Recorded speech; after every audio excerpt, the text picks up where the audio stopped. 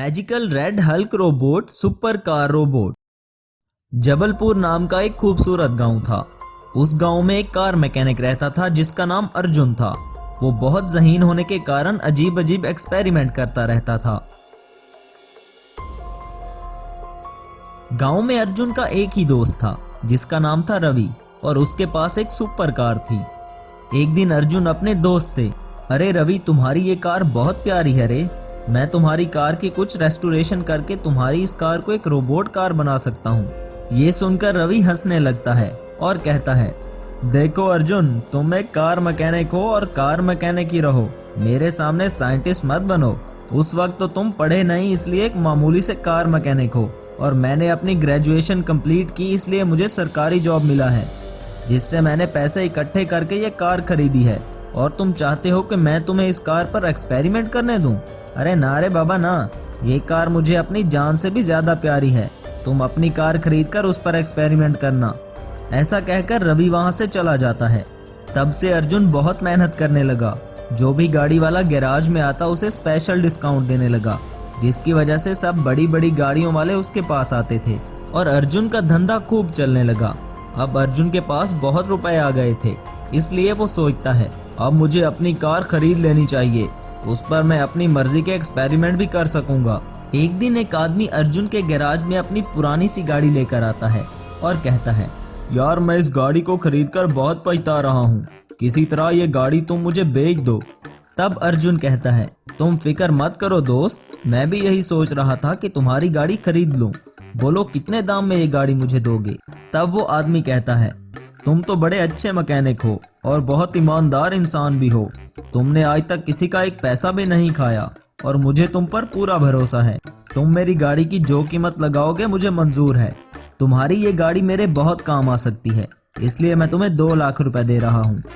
ये सुनकर वो आदमी भी बहुत खुश हो जाता है कि इतनी पुरानी गाड़ी के मुझे 2 लाख मिल रहे हैं। गाड़ी लेकर अर्जुन भी बहुत खुश था, क्योंकि उसने कार का रेस्टोरेशन करके उसे एक रोबोट बनाना था।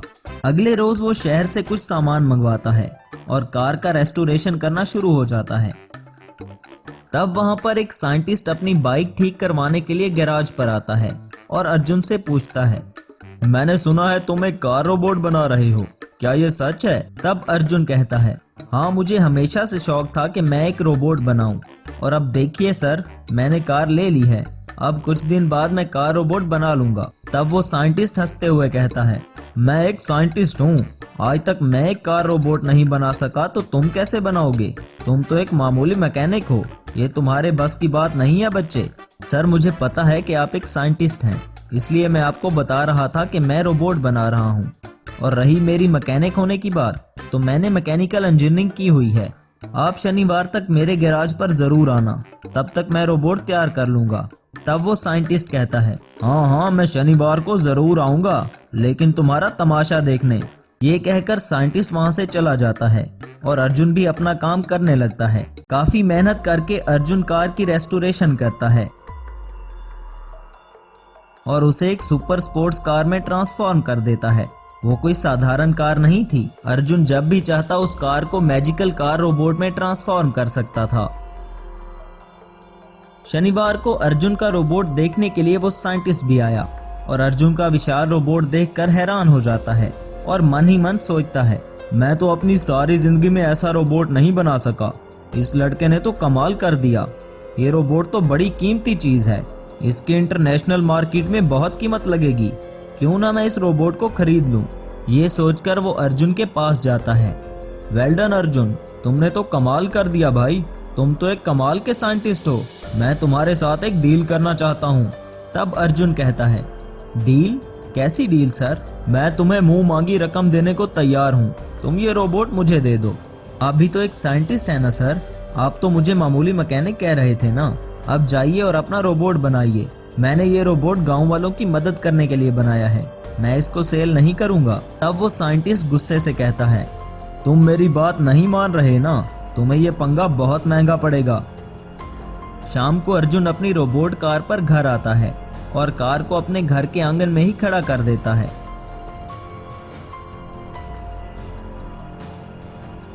रात को वो साइंटिस्ट चुपके से अर्जुन के घर आता है। अर्जुन आराम से सो रहा था इस बात का फायदा उठाकर वो अर्जुन की कार को अपनी लैब में ले जाता है।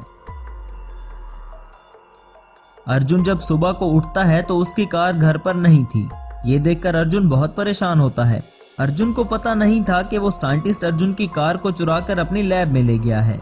वहाँ वो साइंटिस्ट अर्जुन की कार पर अजीब अजीब से एक्सपेरिमेंट करने लगता है और अर्जुन के रोबोट में अपनी एक चिप लगा देता है। चिप लगते ही वो रोबोट पूरी तरह से उस साइंटिस्ट के काबू में हो जाता है और साइंटिस्ट की हर बात मानने लगता है। ये देखकर वो साइंटिस्ट बहुत खुश हो जाता है और सोचता है, अब तो ये कार रोबोट मेरा हो गया है और मेरी हर बात भी मान रहा है। अब मैं इस गांव पर राज करूंगा। तब वो संकी साइंटिस्ट रोबोट को गांव में तबाही मचाने का आदेश देता है। रोबोट गांव में जाता है और हर तरफ तबाही मचाने लगता है।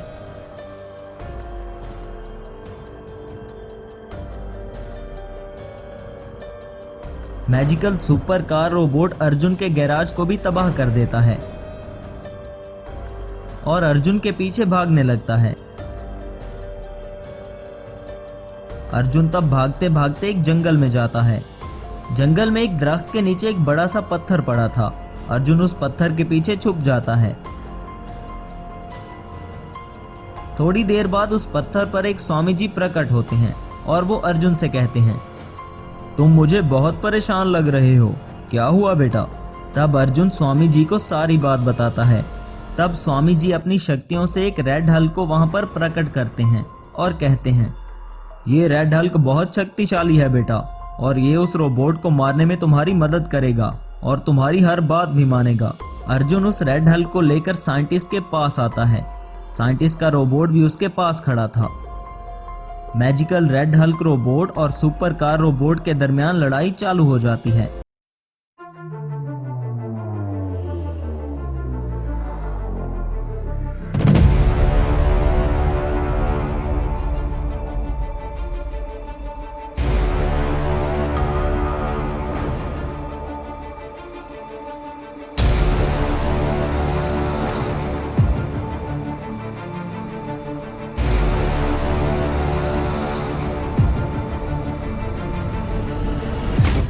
आखिर में magical red Hulk robot super car robot को खत्म कर देता है।